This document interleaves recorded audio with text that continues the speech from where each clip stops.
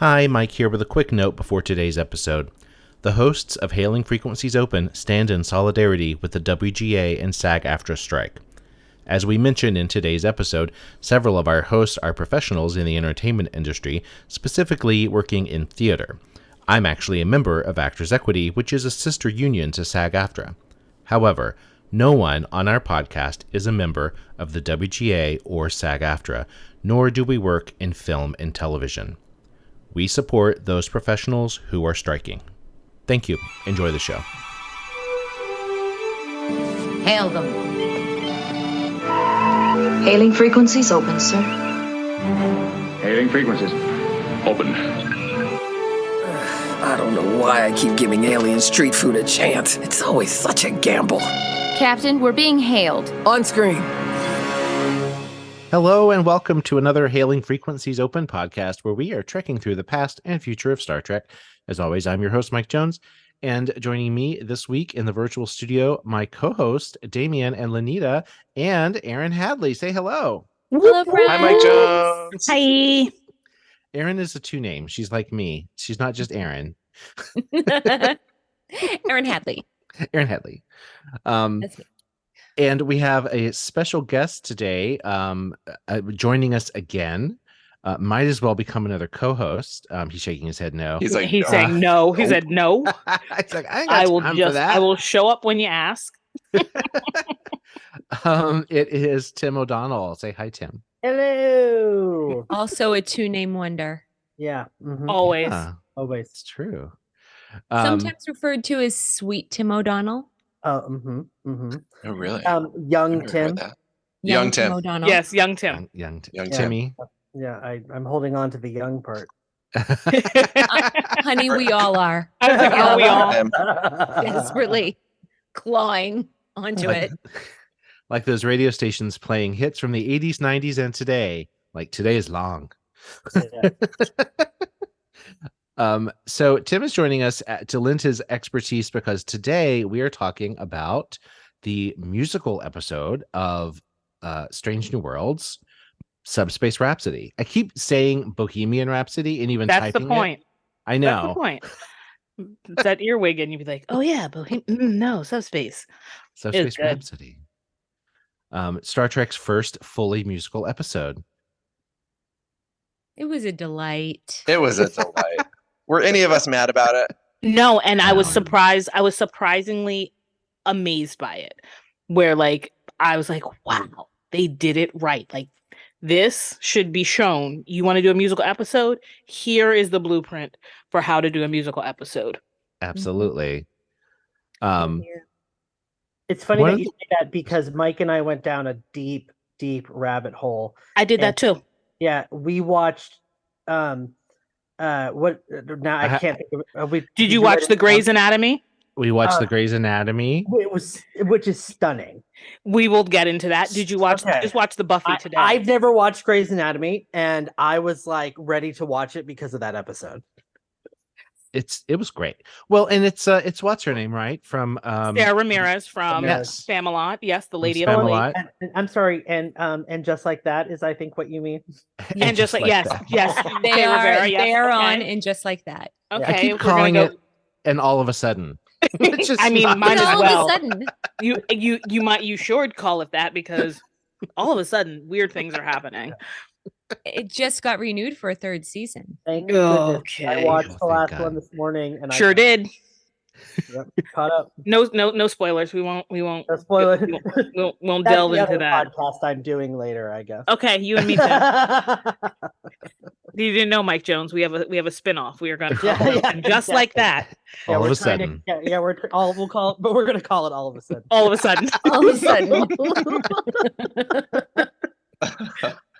Oh my goodness. So one of the reasons that we wanted to talk about this episode, other than the fact that we loved it, is I listened to quite a few Star Trek podcasts, and what I learned in listening to other people talk about this episode is in the Venn diagram of Trekkies and musical theater nerds, there's not as much crossover as I would imagine. Most, or at least, and podcasting, that's the third part of the Venn diagram. Most of the other podcasters were not musical theater people. So I was like, we, as the theater nerds that we are, need to represent and talk about this. So yeah, I'm just going to jump right in. Wait, So, can we take a moment though to please. establish the credibility of our expert guest? Absolutely. Why is he an expert? He's why is she an expert? Like, Professor my Tim dad O'Donnell. owns a car 'Cause I shop. went My to uncle see was Hamilton twice. my uncle was a mechanic. His father was a There's very mechanic. little respect. Very little respect. Well, Yeah. well, it's okay. Well, so the quick version of this story is that Aaron Hadley and I went to college together, and was a theater major, and Aaron was a music major, and together we made beautiful musicals together. So Sure did. we had a lovely time. I would always make Aaron sing songs that were not technically in her range, and I'm like, "You're fine, just sing it." And she said, I was like, "I know you're, I'm like, I know you're not a belter. Just sing it like you would sing it. It's fine." Well, and it was as an audience member at one of these that I decided that Tim O'Donnell would be singing "Ladies Who Lunch" at either my wedding or my funeral, whichever came first. Aaron, he was in the audience when we performed that, right? Oh yes, we've covered this. Yeah. Yes. Okay, good. She sang "Heaven on Their Minds." She was Judas. I remember that as well. Is there video footage of this? Because I would. There's audio. I have the audio of it. I don't know. I don't think there's video. I do have the audio of it. Yes. Oh, well, I'm going to be needing to hear that. Thank you so much. But yeah, I'm a big musical theater queen. And in fact, today, at work, I had to prove it to some freshmen, and I think I did well. So it's fine. Prove it to freshmen. Yeah, they're like, "Oh, you're a musical theater person," and I'm like, "Yeah, you want to try me?" It's like don't challenge Professor O'Donnell. I love it. Yeah, anytime I'm like here, I feel like rather than doing my own research about any aspect of musical theater that I'd be curious about, just text him. He'll know. Yeah, I mean, you know how many people do that to me too? Like, I love it. Text, phone number in the show notes. Not really. No, don't do that. Just kidding. Tim, back in the day when Napster and LimeWire were a thing, I still have my entire carton of CD disc DVDs of Broadway shows that were possibly filmed by someone in an audience sometime, somewhere. And, things that just didn't get archival, but somehow, just showed up at my desk. FBI, if you're listening, it's not. Let's just say that there is something in my will to the New York Public Library of maybe, oh, hi, Lola. I know it's upsetting. What is she barking? Anyway, I don't know how you want me to deal with this, Mike. She's like having a heart attack. She's barking at you. Can't even hear her. We can't hear her. That's what's so funny. That's funny. I can hear her through the wall. Lola, come here. Because we're in separate rooms of the house. But it's hilarious. It's like silent. I'm like, Lola's here? Okay. Edit this, Mike. Lola, come here. No, there's no editing. There's no editing. Keep it in. This is the best part when it goes off the rails. People will be like, "Who's Lola?" Well, that's the dog. In my will, this is not a joke. There is stuff that is being given to New York Public, the theater librry, because maybe I have stuff they don't. I don't know. Which I believe. Know what I'm saying. And is great.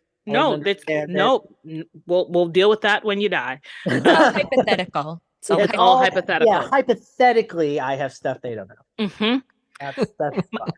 Like, George, are we going around the table of how we're all musical nerds together? Let's do it.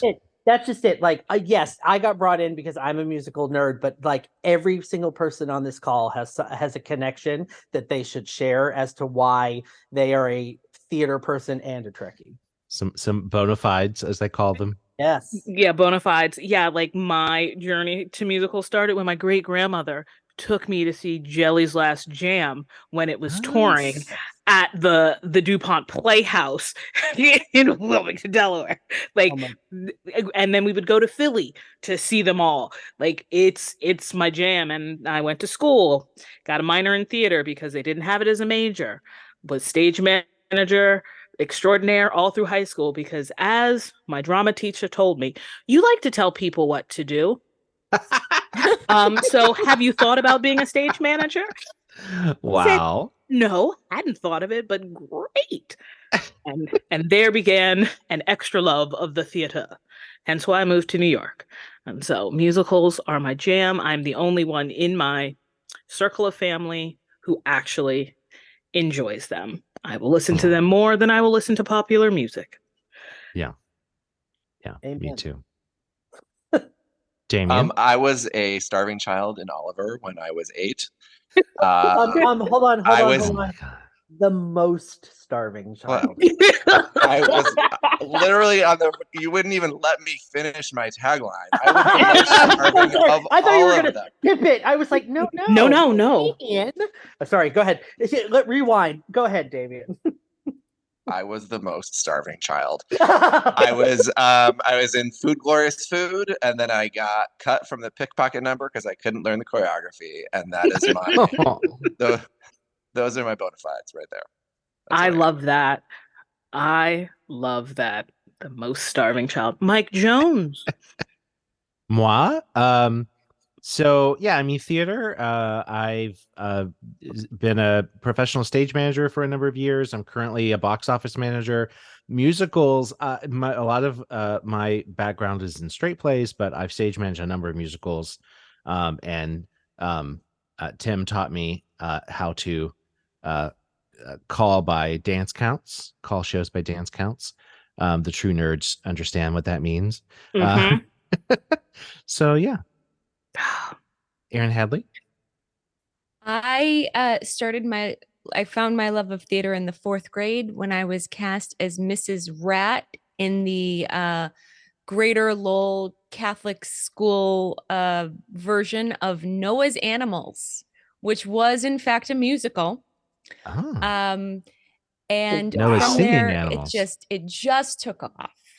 I studied music at Adelphi with Timmy, and then I went on to the Circle in the Square Theater School Conservatory for musical theater, and I did that for a little while until I became a corporate shell. And that's my journey. And someday Aaron and I are going to get back together and make beautiful community theater somewhere. Oh my God, I would love to make community theater with you, Jim Amazing. O'Donnell. That sounds like a Get me dream. hot. Yeah. Yes. Communities, if you're listening, they're available. Yeah, we're They're available. available. We would just- do a hot version of, oh my God, Tim, for you to do Carrie and me to be like, Yeah, well, you.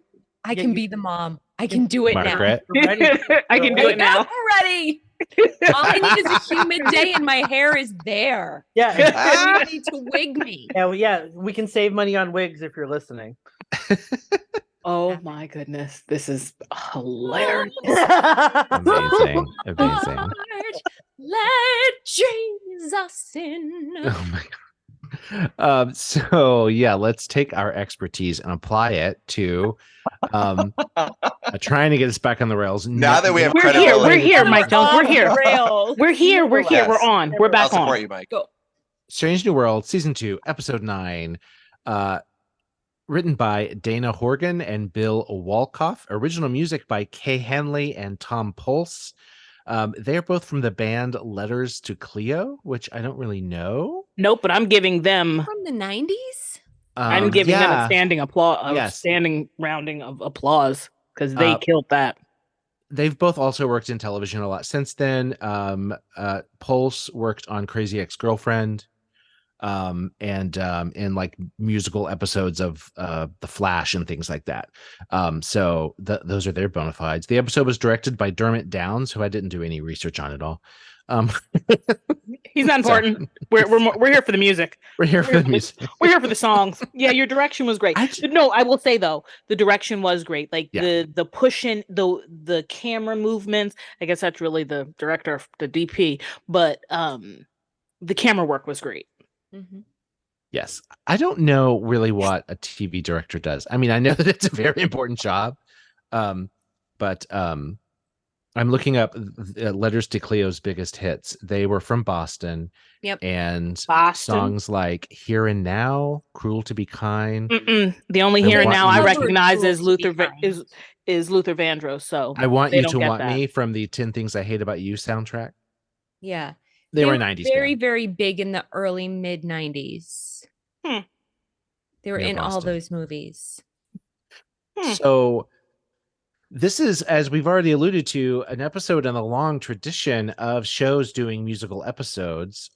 Most people that I've heard credit it back to Buffy the Vampire Slayer being the first one. Watch that today I was like, I looked up what shows had musical episodes, and I was like, oh, Buffy. I don't remember this one. And I just watched it. And it's actually like, just before we started, I was like, it actually wasn't that bad. They can't sing for anything. Like the only one who can carry a tune was Tara. That was it. Yeah. I was like, wow, y'all could have auto-tuned them. You could have helped, because no, but you know what? I feel like the fact that they weren't great singers, it a little more like this was a demon cursing them. Yeah, that made sense. They didn't want to be singing. Yeah. They were singing against their will. And in fact, the emotional climax of that show when Buffy confesses. Yeah. And I'm assuming at this point it's not a spoiler. It's not a spoiler. Not rescued from hell, but that she was ripped from heaven. Yeah. It's devastating to the entire group, thinking everyone. That they were like, we saved you. Fall apart. Yep. It's really good though. I was like, oh, this is a good episode of Buffy. Oh. I still don't like Michelle Trachtenberg in anything she does. She's always like a bad seed. Didn't like her in Gossip Girl either, but I digress. Go ahead, Mike Jones. You were going to say something. No, Tim opened his mouth. Yeah, well, so it doesn't see. Here's the thing. Did you guys watch the Xena musical episode? Yes. I don't remember it. Mike and I had to go very deep into the internet to pull it out. Yeah. Because Xena's not streaming anywhere. It's not? No. Well, maybe Apple TV, which we don't pay for, but nothing we pay for has it. Not on YouTube or anything? No, we couldn't find it. So little dark web and back. I didn't get killed. And we acquired it. We're on a list now. Lawless can sing. I was shocked. Shocked how good she was. Yeah. And did it make sense in the world? Was it a standalone? Is it like it was a bottle episode? You didn't need to know anything about Xena. Yeah. Because they made sure that you knew that there was they were lesbians, but we didn't say lesbian in the 90s. And that you were a strong Amazon warrior. Right. Yeah. They got stuck in this situation where they were forced to sing, and then they were in the land of Illusia. Yeah, in the land of Illusia. Oh, so basically, and then at the end they wake up. It's like they went to another dimension for the episode where, as like Buffy said, we may be caught in somebody's dream world. So instead of being cursed by a demon, okay, that's good. I mean, so Buffy was the first. Okay, according to what I found, that's I believe. It makes total sense. Right. I mean, there's music that pops up in other shows all over the place, but like a full musical episode of a show that isn't a musical. Yeah. And then other shows continued that tradition. The Scrubs musical. Didn't watch that show. Really good. It was so good. Was that show good? It was pretty good, Okay. Yeah. It's funny. Again, I didn't watch the show, but the musical episode of Scrubs, I had seen it before. I was obsessed with it for a period of time. And I mean, when we sat down, I was like, Mike, you're gonna love it. Tell us the premise. The premise is that Stephanie Ambrosia of Avenue Q fame has been hit in the head, and everyone sings. So if she is in the room, they're singing. Like she's having a brain issue. She's having a brain issue, and as soon as they move her out of the room, they immediately start talking. It's hysterical how smart it is.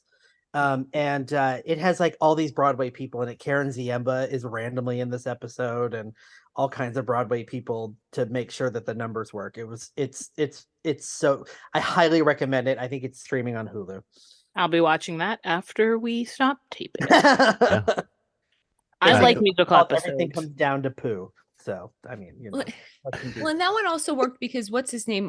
Zach Braff? Braff. He is he's personally obsessed with music.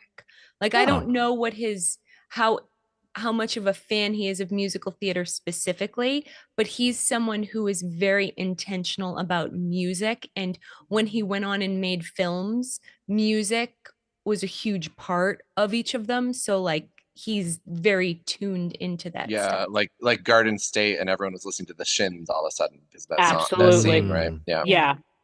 Yep. Right. Okay. Well, we continued going down the garden path of musical episodes. Watching The Simpsons has a kind of a musical episode. It's really a clip show. Yep. There's an episode of a show called Lucifer that we watched. I never watched Lucifer. It's on my to watch list. There's the episode is Bloody Celestial Karaoke Jam. Well, that's a title. There's an episode of Futurama that ends in a musical. There's yes. It's Always Sunny in Philadelphia opera. has one. Yeah, the opera. Yeah, it's like but out of all of those, how would you like? What are the top three, Tim? See, now Buffy gets a bad rap in some of these lists, but it's genius. It's just dated, but it's good. Say Buffy.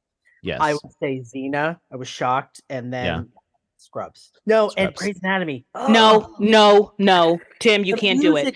So Wrong. good. No, it's terrible. Listen, no. And I'm a Grey's Anatomy stan. Like, I will watch it.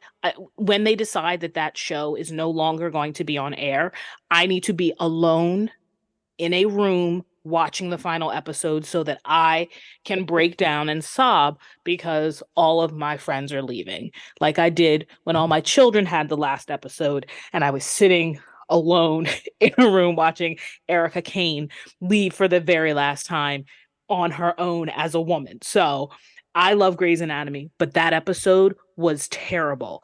It was done because Sarah Ramirez wanted to be able to sing. The producers were like, she's got this Tony. We need to show why, she's here because she asked to be on the show. That was the thing. Oh. Yep. She told her agent, they were like, well, what do you want to do now that you've got this Tony? I want to be on Grey's Anatomy. She was written in. And I love Callie. Great character. But the idea that they took the songs from the show and then sang them versus songs being written for like with Star Trek, like they wrote songs that made sense. With Buffy, they wrote songs that made sense. They're singing How to Save a Life, song that I love. When I think about it, I weep. But listening to like Bailey go as she's cracking open a chest, How to Save a Life. No, ma'am. And Walking on Sunshine, terrible song. Horrible song. How do you really feel? Music that I didn't know. So I didn't realize it wasn't all original music. No, those are all. Some of them I knew, but those are all songs that they. Grey's Anatomy definitely invented "Walking on Sunshine." Right. Well, yeah, I thought that was the song. Like, but yeah, that song that you just sang, I didn't know. Oh, the fray, "How to Save a Life." That's like a song that had been used in previous episodes, like the music with Denny. Oh, Denny Duquette. So dramatic. It is like it makes it truly I could weep. Like it just like, and because they are so thoughtful, it made me mad because they're so thoughtful and intentional with the storyline. Yes, it's a drama with medicine written in. This just seemed like a throwaway. Like, come on. Like, she's on the precipice of death. She went through a daggone listen, spoiler, it's old episodes. She goes through a windshield. We don't need to have her in a car walking on sunshine.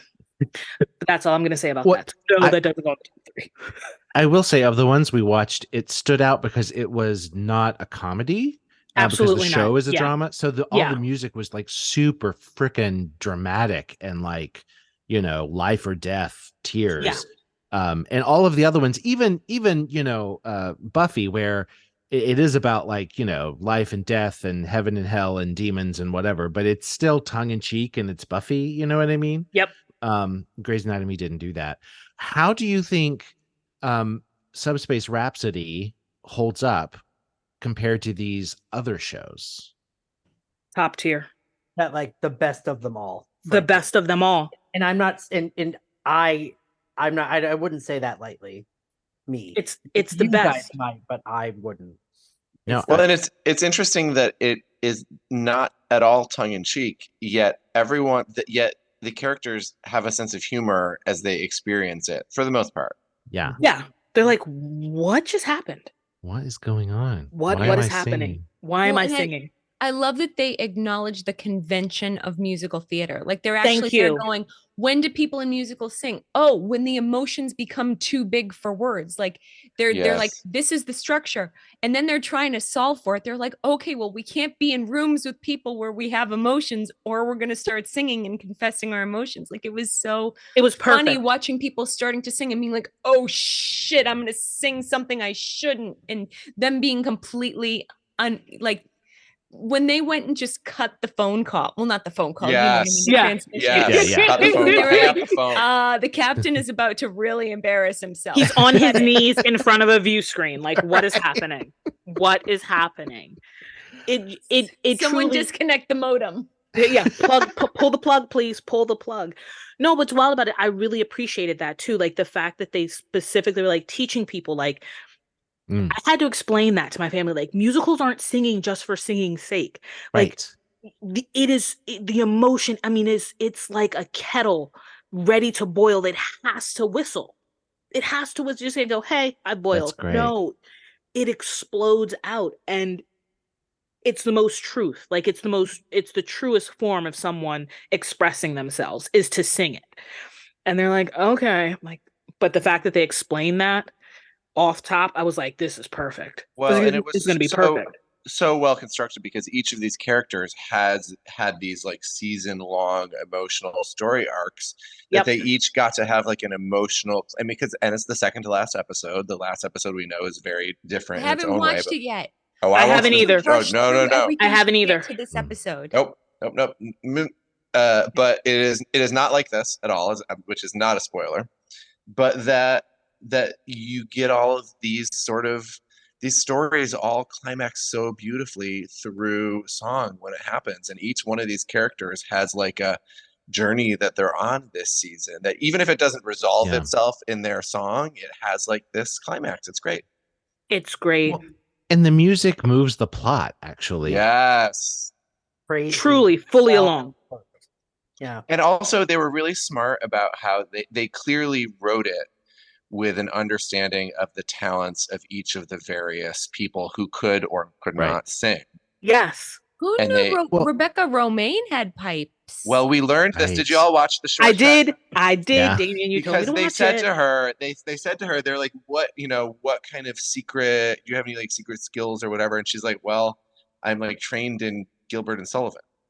Like that is like an actual apparently background that Rebecca Romaine they has. worked that into Yuna. Like they say that during the trial, which I thought was hilarious. Right. In the short trek, Q&A. Q&A.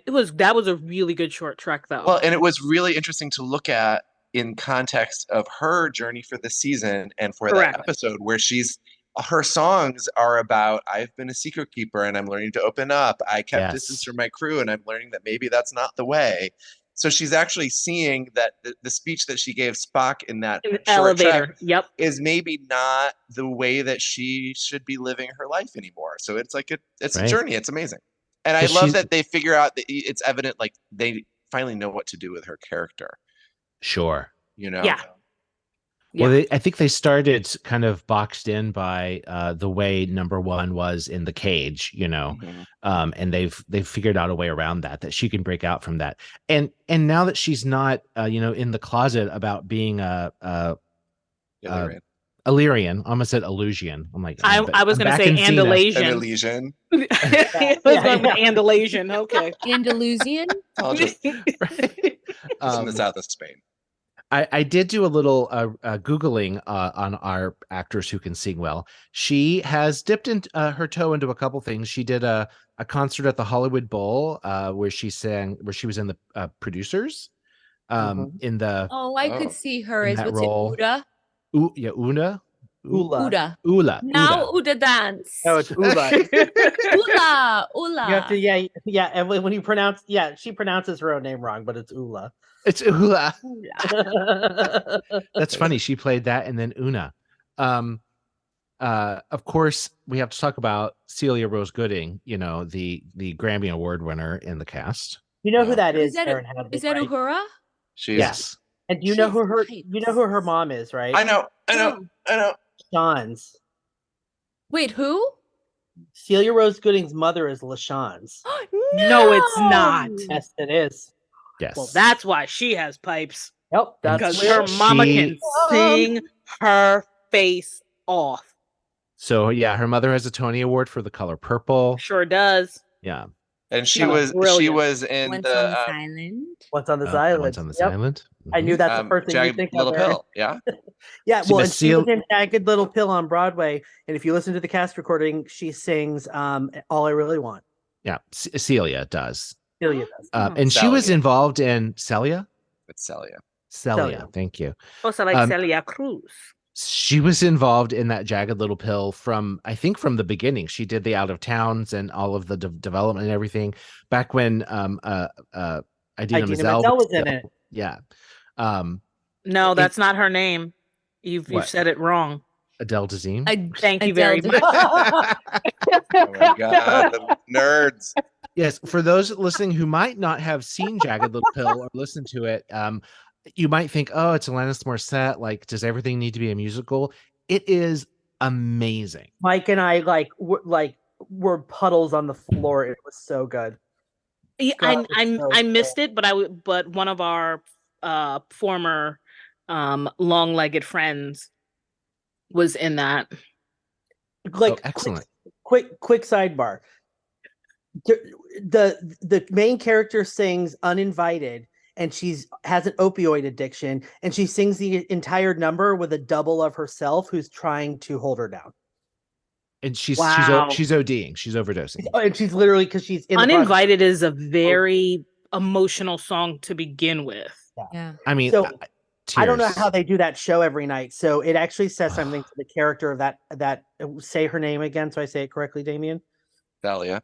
Yeah, Celia. That she was doing that 8 times a week because it's a lot to do. Well, she played the daughter, right? But yeah, not, but still, not the Heidi that's a heavy Blankenstaff show. role. 8 times. It's like some Next to Normal 8 times a week. It's a really heavy. Ooh, that's a rough one too. Yeah, yeah. Yep. Also, other Broadway folks, of course, Carol Kane has been on Broadway mainly in straight plays. Even back to the 70s, she has was a in Drama Wicked. Desk Award. But Yeah, yes, she was in Wicked. Wicked. As what's the character's name? Madame Marble. Right.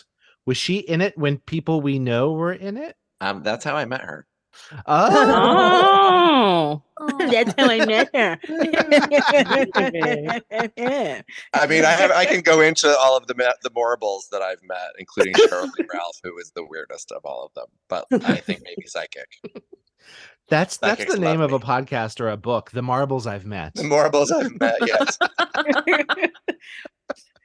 Stay tuned for that, fans. Yeah. Stay tuned for that. Mhm. But Um, go ahead, Mike. Sorry. No, go ahead. What were you gonna say? No, no, Oh. you go. I was just going to say also the person who I was the most surprised by, just because I didn't know anything about her, Christina Chong, who dropped an album the same week this episode aired, which is smart, very yeah. smart. Wait, which one is she? She La'an. is Lon. La'an Noonien Singh. Oh, That song. I don't know their She was names great. out of their characters. She was Yeah, great. she was. That is where the camera worked for me. I was like, yes, camera. But my Well- question is this: based on that camera work, did you feel like it went to music video? With A little, just a hair, but I Yeah. did enjoy the dollying out and the Yeah. I'm going directly into Got the mind of her, like when she was sitting. If you watch the episode, sitting on the side on the bed, but yeah, it was a little music video. It was more. Yeah. It was a little rocky. Like she got a rock star. It Sort felt of the least music musical video. theater of Yeah. the Well, songs to she me. also said that one of the reasons why she wanted to do Star Trek is because she is a musical theater person and was in the ensemble, and she felt like raising her profile through doing TV would land her principal roles. Smart. So she considers herself a career musical theater person. Well, And she can That's sing. kudos to fascinating. you, ma'am. Yeah, Right. really. They all can, but the wild thing was, they all sounded great. It's like they wrote put the music in the key that they could sing it, right? Like not Yes, it was forcing written for the someone actor. to reach Yes. up. It was like, okay, what is the key you sing in? Great. How can we write this music around what your vocal ability is? And I think that's why they sounded, they could also sing, but that's why they sounded so good. Because it really didn't sound, when I say Buffy should have been auto-tuned, like they didn't sound auto-tuned. They sounded like themselves in high Doing their def. best. Yeah, doing their best. And it's interesting because they clearly, Anson Mount is maybe not a singer, but is like can do it, and did fine. It was fine. He did or a lot like of work. Apparently, Mbenga did a line or two about how he doesn't sing. Correct. Right. Correct. And So a nice little baritone. You're like, meanwhile, Rebecca Romaine gets 2 songs, right? correct. right. Can we just say though, and Aaron, you may be upset by this, but during the Ohura number, it modulated so high that she had to sing that top note in her head voice, and they did her dirty because I've heard her belt, and I don't understand why we could not have adjusted it so the last number she was scream belting, but like maybe that's just me. I mean, we know she can sing this Alanis Morissette like belt music 8 times a week. Belt the crap out of it, but it was just a little too high in the way that it was, and maybe that's what they were going for because she sounds amazing. Her song was my favorite. Her song was my favorite because it was such a it's so beautifully constructed because you know she has this like, you know how she's sort of like that every time the chorus comes back she has a sort of like slightly different take on her situation until finally at the last time around she's embracing her identity and she sees her weakness as a strength, and it's beautifully done. That beginning scene with her at her console, like where she was just like kicking ass and taking names, that is the aura I've wanted my whole life. And they and what did they do, Mike Jones? They said, "Here you go." Yes. Plus some music. Yes. Everything you ever wanted. Everything you ever wanted and more. It was great. And it reminded me of, like, honestly, when they were like, oh, we're going old school switchboard style, thinking of the women who actually did that in real time. Like in my house, I have this little old plug because it was built in 1949 where an old phone jack would go into it. Like not the jacks we know, but it's 4 little prongs that go to like that old phone. I'm like, this is back when someone was calling a party line or a switch line. Hey, can I have extension? And someone's going, hold on. Well, and you're gonna through. An audience in the 60s is I mean, has that closer in mind than any of us did when watching it as kids in the 80s or whatever, right? So that absolutely. So you think that's got to be the audience had to see Uhura something along those lines. So to see her actually do that, you're like, oh, this is how we communicated. A 60s audience saw her to begin with, you know? Yeah. Right. I mean, and her role, I think, in the original series, like you said, I think the audience related to it so easily because of that experience with just, you know, switchboards in life, but also in the Navy, like they're like on a ship, the communications person on the ship, like that's a whole position. I mean, that's a real thing still. Yeah. And I get that, you doing know, right. Yeah, the Morse code. Yep. Like in Titanic. All right, Aaron, what was that? Very good. Yeah, we've got to work on you. We've got to work on your dots and your dashes. No. Dits and does. Oh my god, amazing. One of the things that Tim said as we were watching it, I think I'm right, that she was the only one using vibrato. Is that what you said? She was the one who sang it like a musical theater person. Yeah. And like there was something about her, like the way that even though it was like even a pop-ish song, she was able to do that Broadway thing where it could go either way, and she used her vibrato correctly, that it's like they were saving her it for that because that's what you expected. And instead it was a surprise because everyone else they had tailored so well to what their individual skills were that by the time we got to that, it was just like, oh, and like because she's the one everyone knows. Right. Is your best chance of knowing as a singer. And with the 11 o'clock number. Yeah. And we're there for the 11 o'clock number. Yeah. Right. But here's the thing is that I didn't know when they were like, you guys were like, oh, there's a musical episode because I hadn't gotten to that point yet. I was like, can these people sing? Is always my first thought. The minute that because I didn't do any deep diving into anyone. I'm just like, you are this character. Well, and don't we think the fact that they can sing, the fact that they just by whatever chance hired people who had this ability is kind of what generated the idea to do it in the first place? Probably. I think they were thinking of doing a musical episode. Well, it's funny. Apparently, back in the 90s, they talked about doing, or I should just say, Ronald Moore wanted to do a musical episode of Deep Space Nine after Buffy happened, or right before. So I'm kind of glad that didn't happen. But can you imagine? I know. But by the way, Deep Space Nine had a whole that once they got into Vic's lounge. Oh, that's true. Music played a huge role in that show, even if not in like a musical-y kind of way. But they also had a great cast. I mean, Nana Visitor was in Chicago for a long time. Renee Aubergenois is, of course, the voice in the Little Mermaid movie. He's the Le Poisson. Right. Anyway, but they wanted to do a musical episode, and I think they were thinking about, or from what I've read, Discovery, because of course they have those Rent boys. Anthony Rapp Rent boys. That sounds wrong, Mike. Oh God! But it makes sense because I knew exactly who he was talking about. Anthony Rapp and Wilson Cruz. Cruz. Right. Both, a strong background in musical theater. I'm good on that.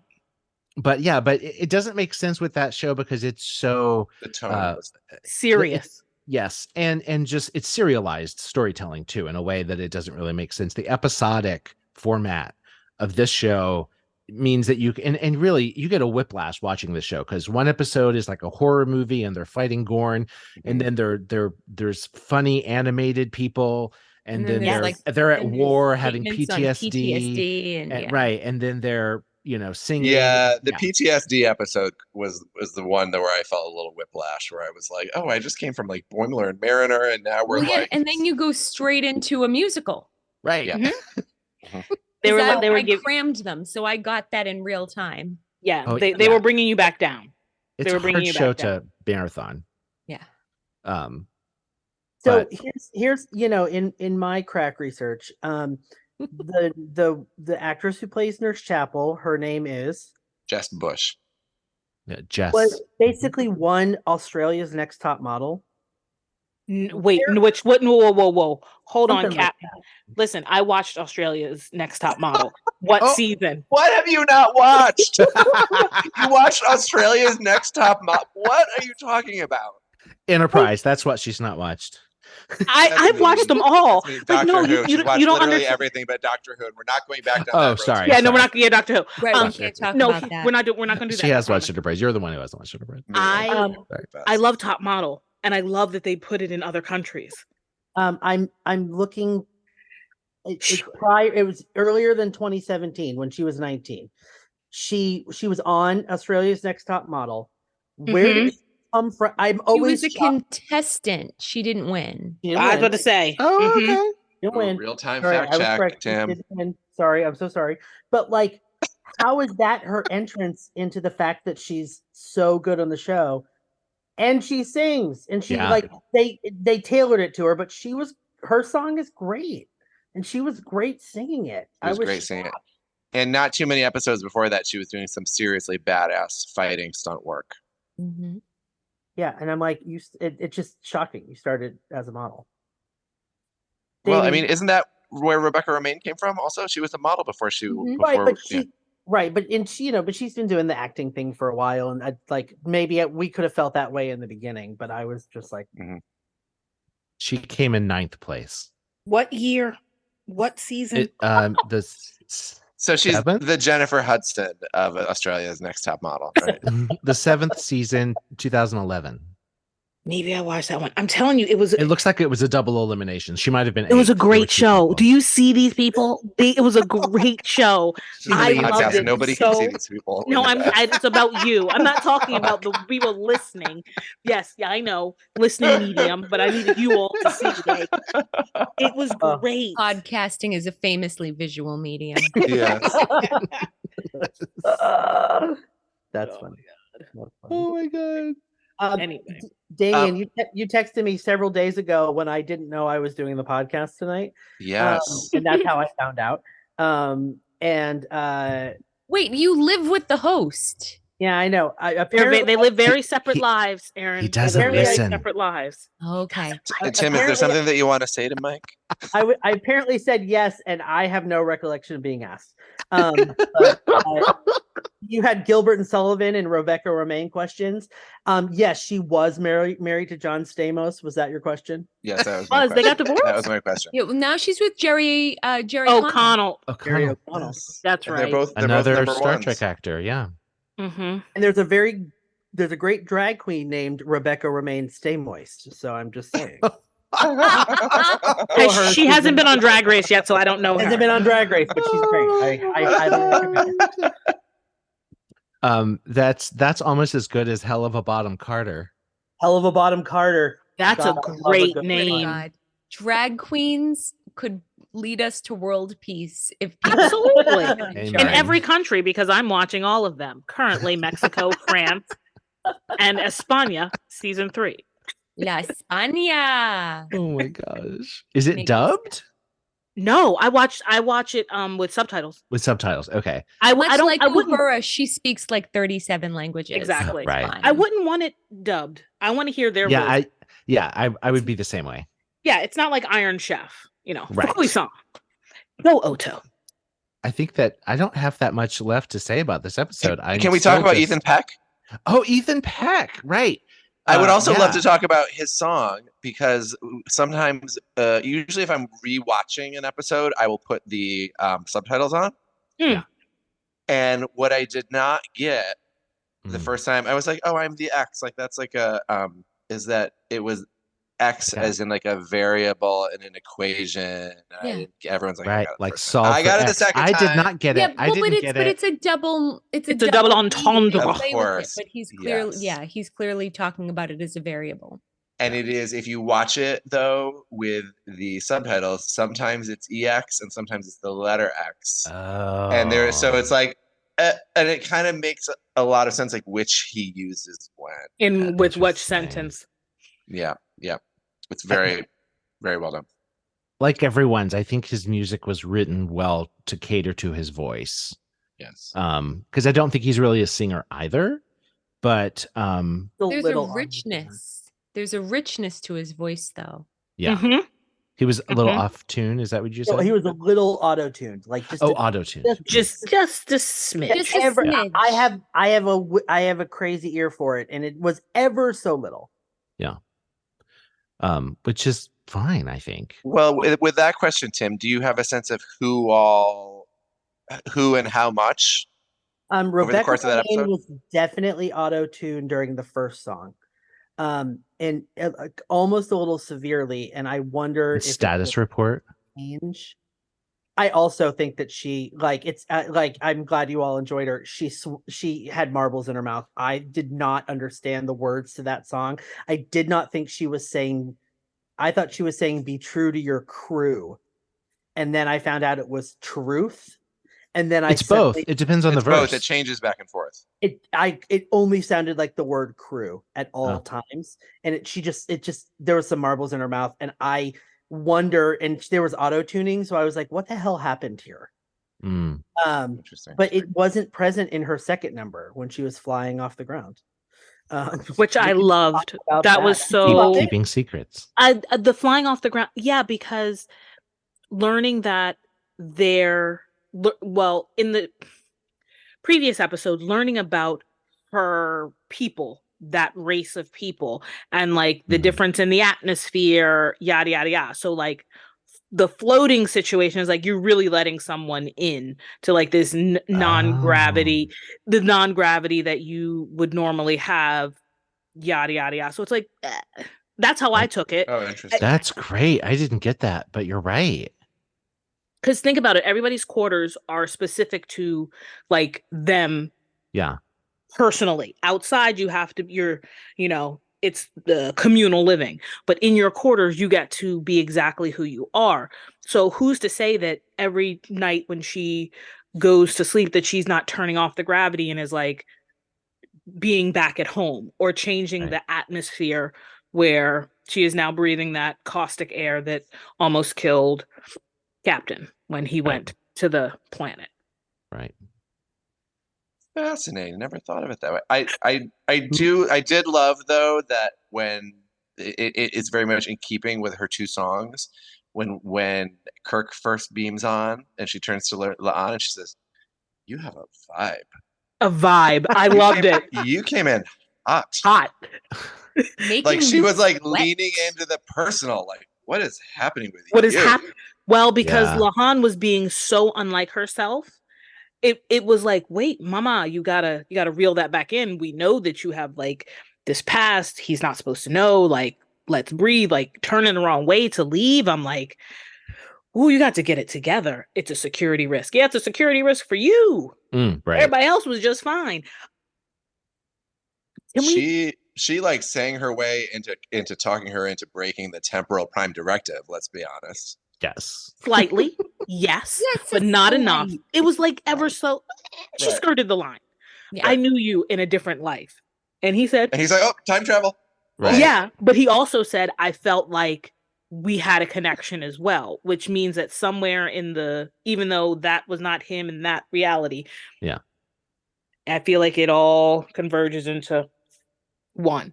But can we talk about the Klingons, because that was the best? Oh my god! Moment. When you break out, and are you it's kidding so me? much. Are you kidding like me? Hamilton happening in real time. It was boy band. It was the Backstreet Boys. K-pop. It was K-pop. Everyone hears something different. I screamed because I thought for 1 minute I was going to be real mad if they made them hip hop. I was going to feel some type of way if they went down the path of Klingons are black and we're about to have a hip hop number, but they didn't. They did boy band. Lenita, Klingons are mostly white, painted brown. We know this. I know, but let's be clear.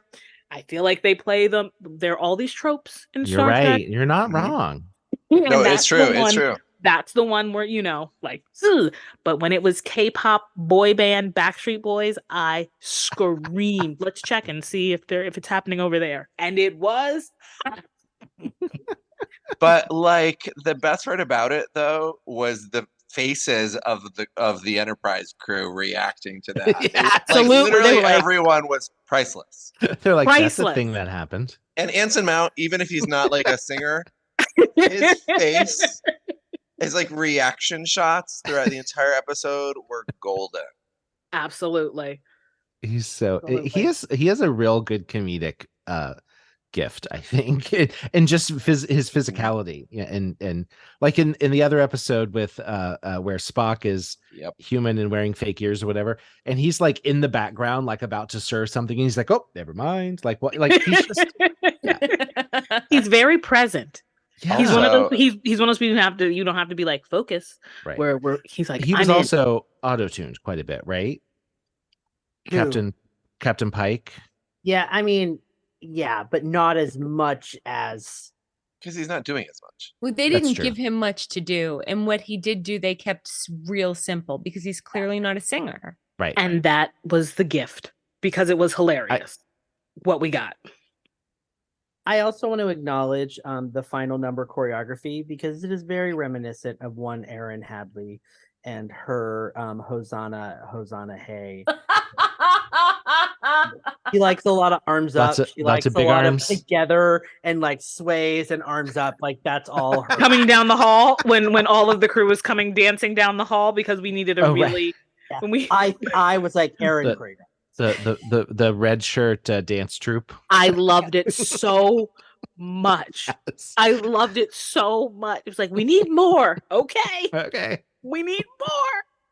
Did anyone catch when the lyric mentioned the prime directive and then Spock goes, "Well, not really."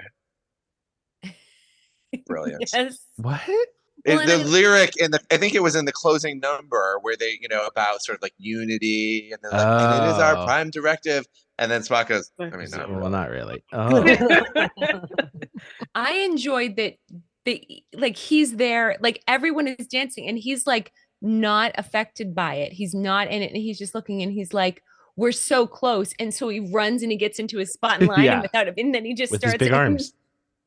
Well, also, but like his number, I am the ex, right? I mean, what that, yes, it means, yes, they broke up. He's her ex, but it's also like a reaffirmation of his Vulcan logic that like, that his life force can be managed by numbers and equations and logic. Yeah. Right. He's moving away from the laughing Vulcan and, the Vulcan playing with his human emotions back to the Vulcan who will eventually, pursue Spock we know. Purge all his emotions. So remember a few episodes ago when he was a happy, smilier Spock and they were like, oh, right there in the crossover episode, like, oh, creepy eyes. Yeah. With Lower Decks, like, why are you smiling so much? It's and them saying, oh, he's not like that in our timeline, yada yada yada. I feel like this episode showed the beginning of him going to the Spock that they know. Like this, like now we know what the precipice is for him being the Spock that they know versus the Spock that they met in the past. Yeah. I was like, that's rough. I mean, it was a very emotional swearing off of emotions, which was cool. Makes sense. It's his last hurrah with emotions. It almost, the whole Spock Nurse Chapel thing has been bugging me, and you just have to make your peace with it. But in the original series, the Nurse Chapel that we see is very different from the Strange New Worlds Nurse Chapel. It's really almost a different character. Yes, but doctor. Right away, doctor. Yes, doctor. What can I do for you, doctor? The relationship between her and Spock, she is in love with him, and that becomes really evident in a couple episodes. And he is like really not interested. But I think that this episode made me think that really, like, he can acknowledge that there is a past, and maybe that's why he's just like solid wall. Like, you broke up with me via song. We're not going to play this anymore. Like, I'm not even going to like go there. You broke up with me via song in front of everybody. With backup singers and dancers, with everyone in the bar. And like there was a song. It was a full on like I'm getting carried through this bar because I am amazing at my job and someone wants me. Right. But also, here's the thing. She didn't have the decency to tell him. No. And I don't and there isn't an excuse for that. Like at the end of the day, if you say you care about someone, then there's a way that you can tell them the good news in your life and just take whatever their reaction is. But the fact that she didn't even have like the respect for him to say, I put out feelers for this thing. I didn't get that fellowship over there with Vulcans. I went in for some other ones and I heard back and I got it. We can talk about it later. It was, I'm the best and I'm leaving. Okay, but it's not her fault. They're in alternate reality. No, that's true. And also, emotional state. And they establish in season 1 that this is an issue for her. This is her character flaw, that she's just like, I'm not good with the long-term stuff. I freak out and I run away. And that's what she did. That's what she does with, she's running away to a fellowship. Granted, it's also something that she wanted, like part of her career, but correct. Like she didn't include him because she's also running away from him. And in her fellowship is with Dr. Roger Corby, who, spoilers, she's going to become engaged to, and then he goes missing, and then she searches after him.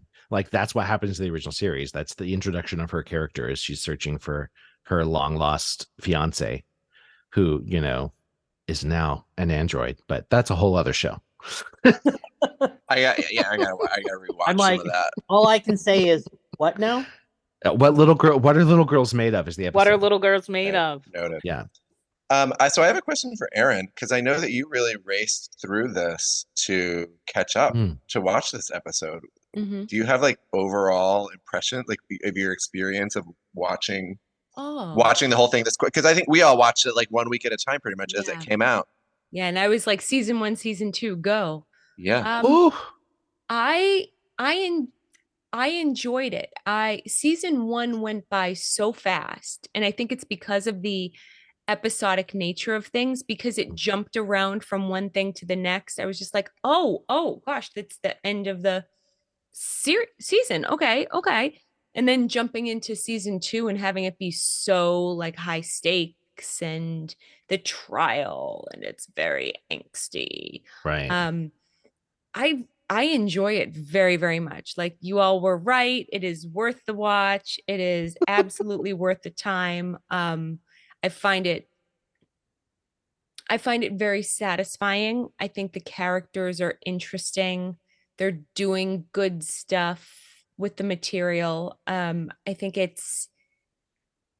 there was a part of me that was like, oh, like, I watched Discovery, and even some of the stuff with Discovery, I'm getting tired with. I don't need to watch another version of that. It's nothing like Discovery. No. Right. Nothing. Not Nothing. remotely. And it's just, it's But the characters that are enjoyable. in both hold up. Do you know? It's They not like they're the do. same Mm-hmm. people. It doesn't. It's not like they've reinvented the characters for that. You know. Yeah. I just enjoy, there's more joy in it. I think the thing with Discovery Yeah. is that there's a lot of duty and angst and suffering. And while those emotions exist in Strange New Worlds, certainly, it's not, the whole thing is not about loss and sacrifice. There's also joy. Yeah. Yeah. Well, Discovery has the problem of every season has some galaxy ending problem that they have to solve. But So. and what's interesting is that Strange New World, I think, has truly gone back to the original premise of this is a 5-year mission. Yeah. To learn about and to discover new life. Yeah, they're explorers. They're exploring. Like, yes, there are things that happen, and yes, there's conflict, but it's truly about discovery and exploration. Like, they've discovered this fold in space. And like the whole thing of like, it's a zipper. It looks like a zipper.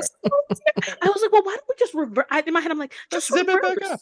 Just reverse back. And then Carol Kane got to say it. Well, and this episode is proof that your sci-fi story can, on certain rare occasions, be batshit crazy bonkers nonsense. And if it is well executed, and if you're giving us a strong character story, and you stay true to whatever crazy rules you've set up at the beginning, you can do it. Doesn't matter.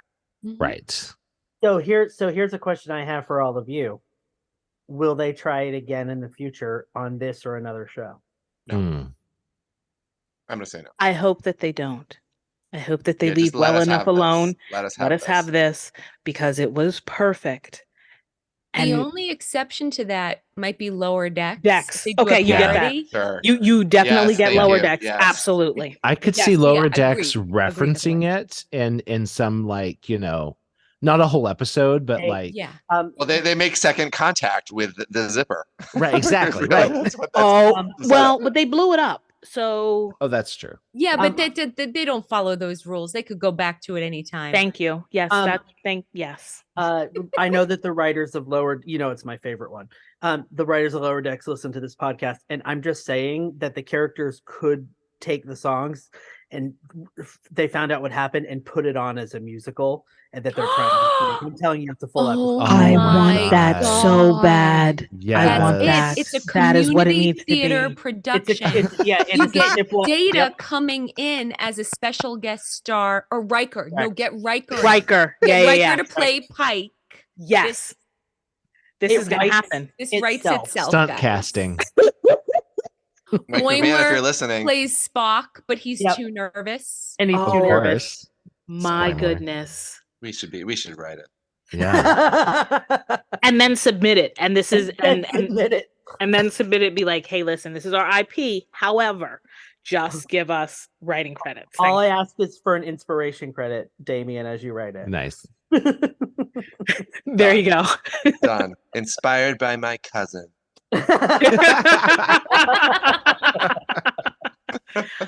Okay, I have a question for you.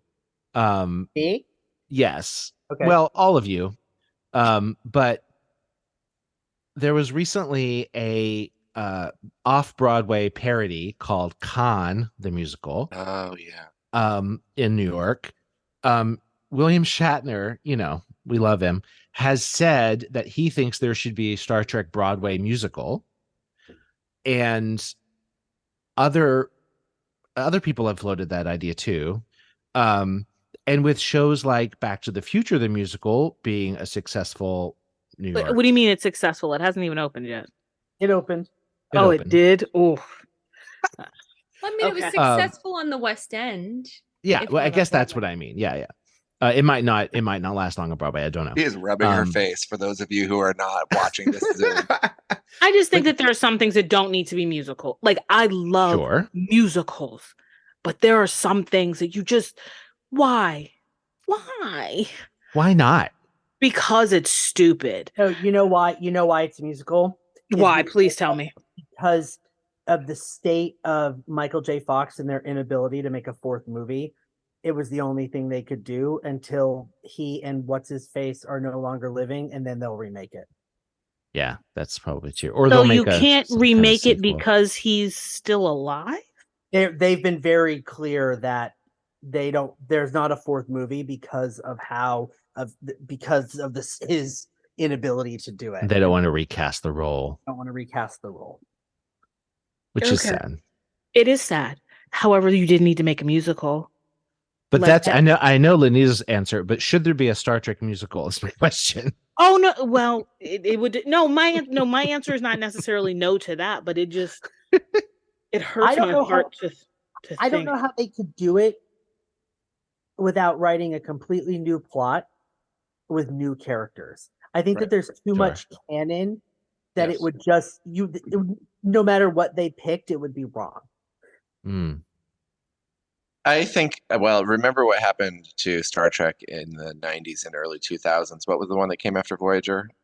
Enterprise? Yeah, that one. You refused to watch it. They franchise fatigue. Oh, sure.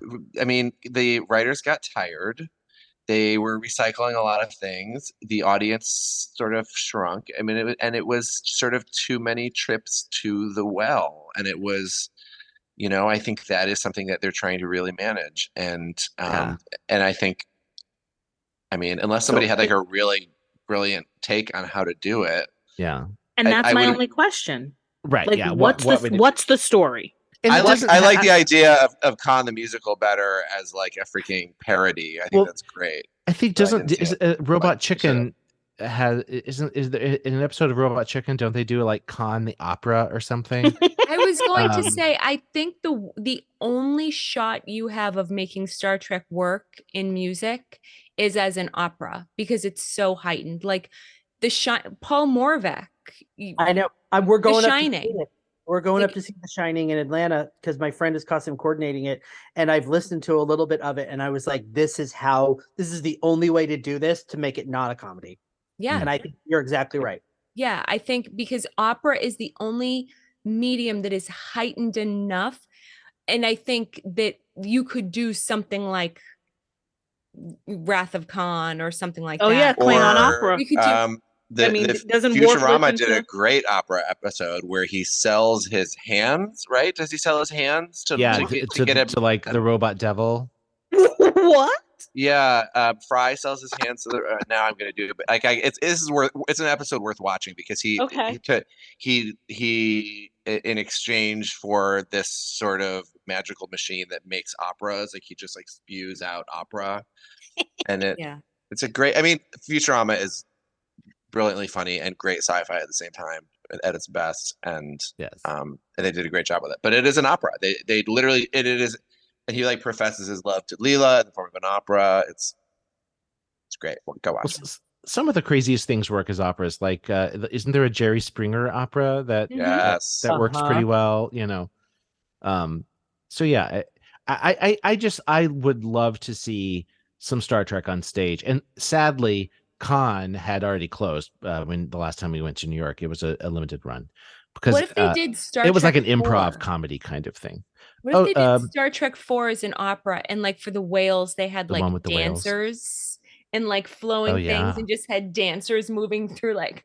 Well, the "Ooh." whales are George and Gracie, right? So there's got to be some like sort of variety act there, right? Oh God. my goodness. I don't know. I'm just saying we could workshop this. That's all.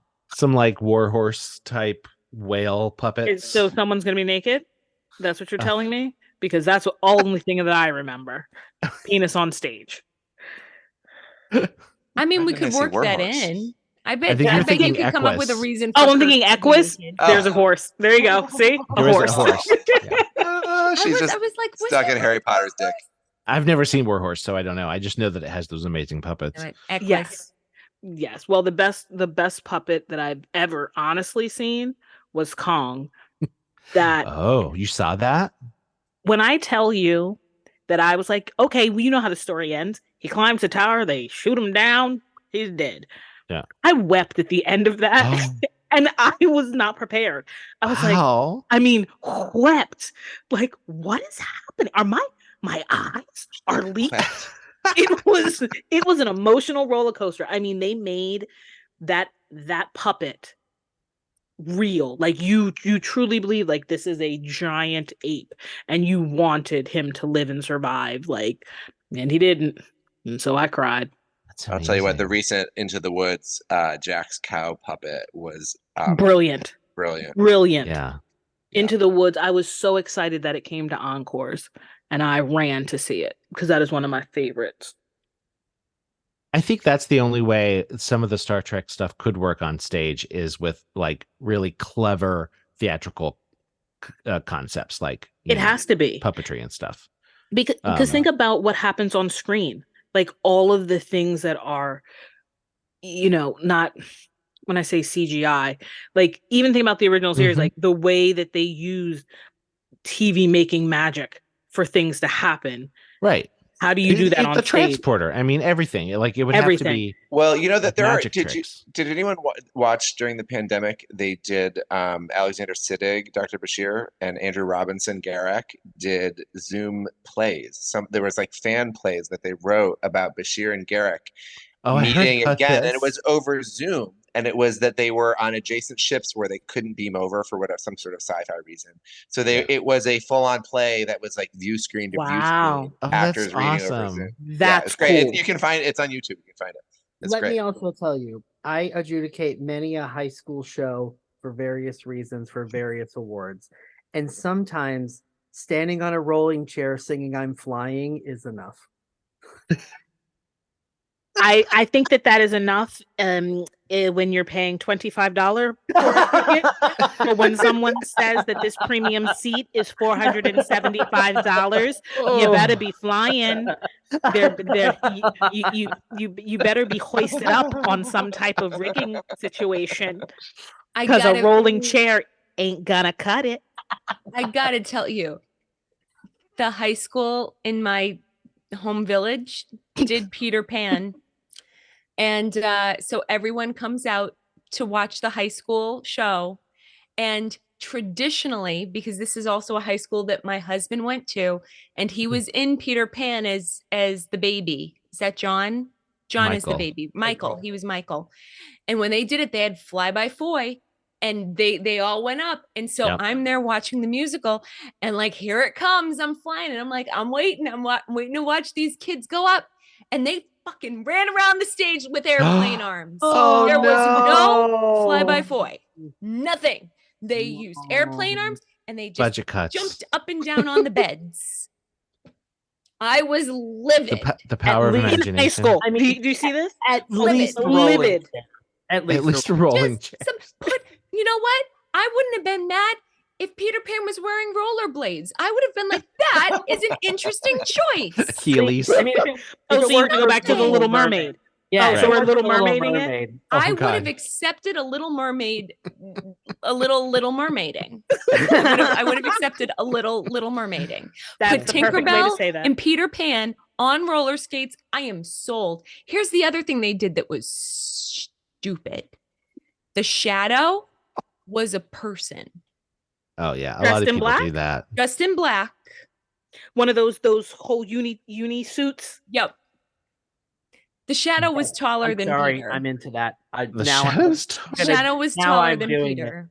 Now you're That makes me think of Peter Pan Goes Wrong.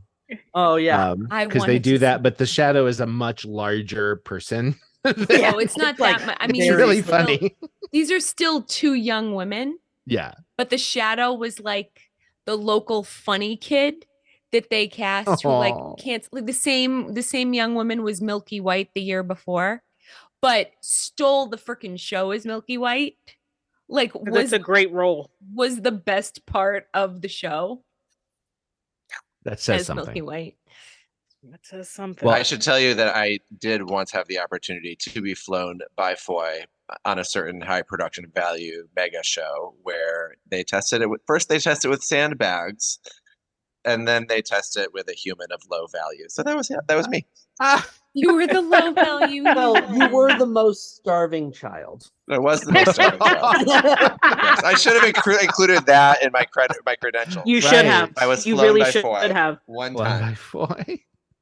Which I would love to do that. Let me be the test. Let me be the test Do dummy. you know that they ask you which direction your dick is pointing when they put the harness on you? Yes, Literally. That's very Well, important. doesn't that change depending on the day or time of Well, they're day? asking you in the moment, right? I mean, different podcasts, but in the moment, they're like, which way are you pointing? And I'm like, down. And they're like, you need to be pointing up. And I was like, one moment, please.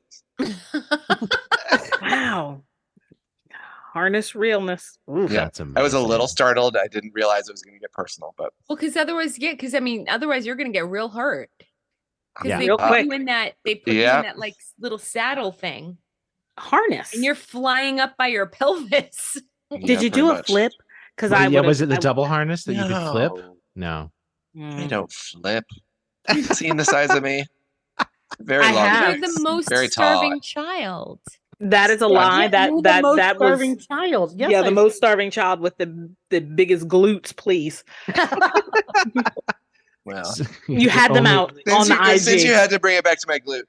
No, I did not have glutes when I was 8. I swear to God, the most starving child.